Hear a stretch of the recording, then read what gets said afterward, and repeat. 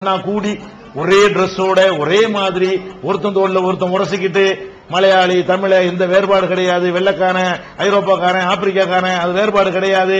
எல்லாம் ஒரே மாதிரி ஒருத்தன் உரசிக்கிட்டு அவன் தலையில இவங்காலு இவன் தலையில அவங்காலு நெத்தியை கொண்டு நாங்க நிலத்துல வைப்போம்.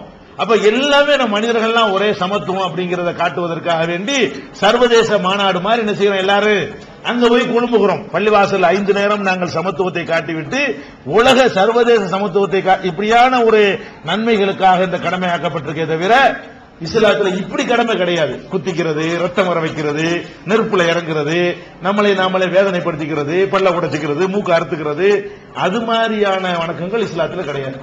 இறை ஆலயம் சொல்லக்கூடிய காபாவுக்கு மாற்று மத சகோதரர்களையும் அடுத்த இந்த மக்களை அனுமதிப்பது ஒரு கட்டுப்பாடு விதிச்சிருக்காங்க.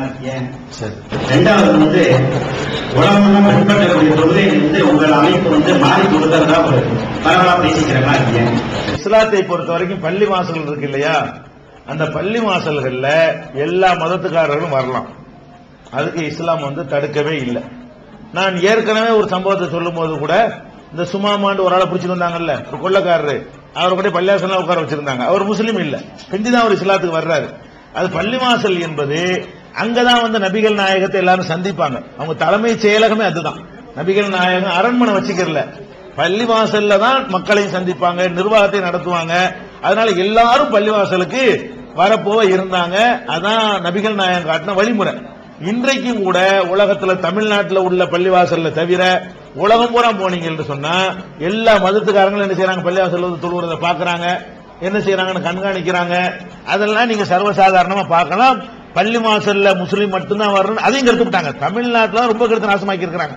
எங்களுடைய நிர்வாகத்தின் கீழே ஒரு 60க்கு மேற்பட்ட பள்ளிவாசல்கள் தமிழ்நாட்டில் இருக்கிறது. அதுல எல்லாம் எல்லாரும் வர்றாங்க, போறாங்க, பாக்குறாங்க. அதெல்லாம் நாங்க அலோவ் பண்ணுகிறோம். சரியா, இது ஒரு விஷயம். ஆனா மக்காவுல இருக்கிற அந்த கஅபாங்கிற ஆலயம் இருக்குல்ல, அந்த ஒரு இடத்துல மட்டும் இறைவனை நம்பி ஒரு கடவுள் தான் என்ற கொள்கையில உறுதி உள்ளவங்க மட்டும்தான் வரணும்.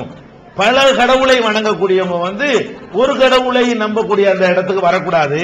அதுக்கு மட்டும் தடை இருக்குன்னு சொல்லி சவுதி அரசாங்கமும் தடை போட்டிருக்கிறது. அது இஸ்லாத்திலே உண்டு, குர்ஆன்லயே அப்படி இருக்கிறது. ஆனா இதை நீங்க என்ன விளங்கணும்னு கேட்டா, வழிபாட்டு தலத்துக்கே மற்றவங்க வரக்கூடாது என்பதற்கு இஸ்லாம் தடுத்திருந்தால் எல்லா பள்ளியிலையும் தடுத்திருக்கணும். பள்ளி வாசலுக்கே வரக்கூடாது அப்படின்னு தடுத்திருந்தால் எல்லா பள்ளிக்கும் வரக்கூடாதுன்னு தடுத்திருக்கணும். நீங்க உங்க ஊர்ல உள்ள பள்ளிவாசலுக்கு போகலாம், இஸ்லாம் அதை தடுக்கவே இல்லை.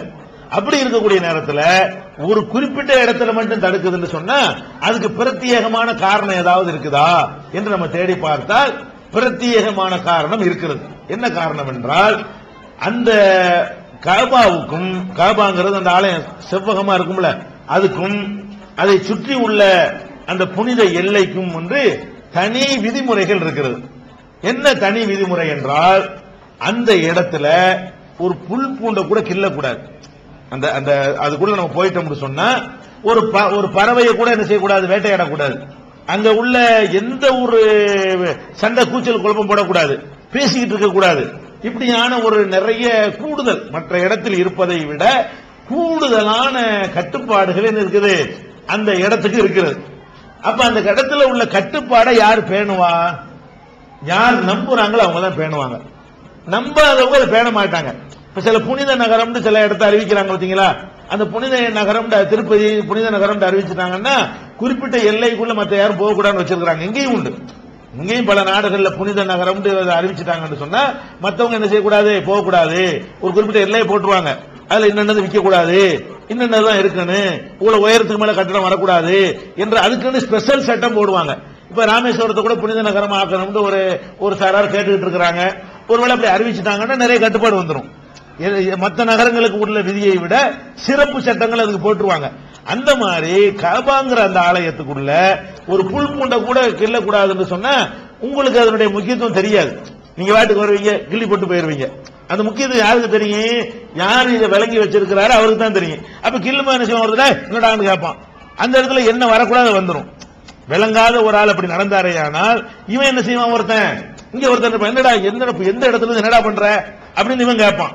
அப்ப அங்கனக்குள்ள ஒரு நல்லிணக்கம் வர்றதுக்கு பதிலா தேவையில்லாத ஒரு சண்டை சச்சரவு வந்துருங்கிறதுக்காக வேண்டி சாதாரண எந்த கட்டுப்பாடும் இல்லாம இருந்தா எல்லாரும் வந்துட்டு போயிடலாம். ஒரு கட்டுப்பாடு கூட இருக்குமே, ஆனால் அந்த இடத்துல வந்து அந்த கட்டுப்பாடை யார் பேணுவாங்களோ அவங்கள தான் அனுமதிக்க முடியுங்கிற அடிப்படையில் தானே தவிர அது உள்ள பள்ளிக்குள்ளேயே புனிதத்துக்குள்ள வரக்கூடாதுங்கிறதுக்காக கிடையாது.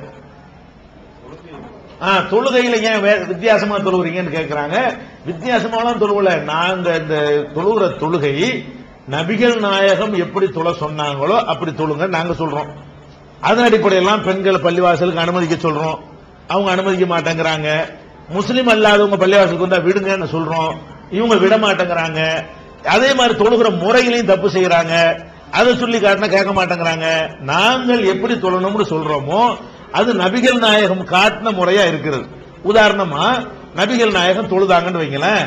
தொழுதுட்டு இறைவன்ட்ட பிரார்த்தனை பண்ணணும்.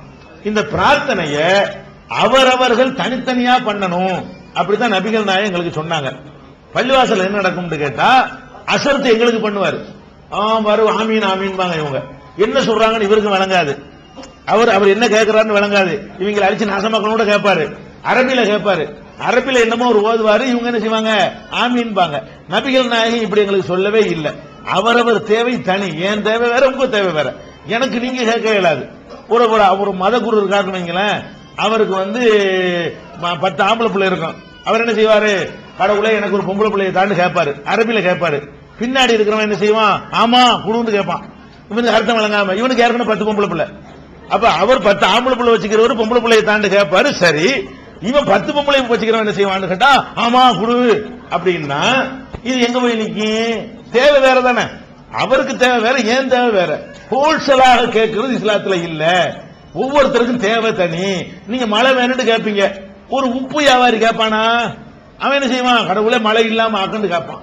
அப்ப அவன் விவசாயிக்கு மழை வேணும், உப்பு வியாபாரி மழை வேணாண்டு. இப்படி எத்தனை விஷயங்கள் இருக்கா இல்லையா? அப்ப அந்த மாதிரி எல்லாம் இருக்கிறதுனால இது எல்லாம் நாங்க மாத்துக்கிறோம். நபிகள் நாயகம் சொன்ன மாதிரி கொண்டு வாங்கப்ப. நேரடி தொடர்பு வைங்க. மனுஷனுக்கு கடவுளுக்கு புரோக்கர் வைக்காதீங்க. டைரக்டா தொடர்பு வைங்க. கடவுள்கிட்ட கேட்கறதுக்கு இடையில இருக்கு புரோக்கர். நேரம் நம்ம இறைவன் நம்ம கோரிக்கை கேட்போம். அதை சொல்லத்தான் நபிகள் நாயகம் வந்தாங்க அப்படின்னு சொல்றதுனால எங்களுக்கு அவங்களுக்கு தொழுகை முறையிலும் வேறுபாடு இருக்கிறது. நாங்க சொல்றது நபிகள் நாயகம் சொன்னதுக்கு ஆதாரம் இருக்கிறது, அவங்க செய்வதற்கு ஆதாரம் இல்ல. கேட்ட ஆதாரம் தரமாட்டேங்கிறாங்க. எங்க அப்பா பாட்டம் இப்படித்தான் செஞ்சாங்கிறாங்க. இதான் விஷயம்.